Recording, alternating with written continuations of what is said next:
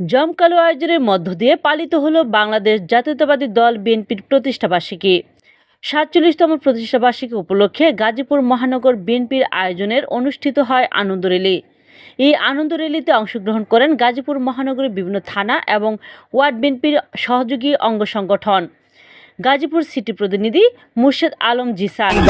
কারণ শহীদ জিয়ার প্রতিষ্ঠিত এই বিএনপি অর্থাৎ প্রত্যেকটা আমাদের দলীয় কর্মীদের আনন্দের উৎসব।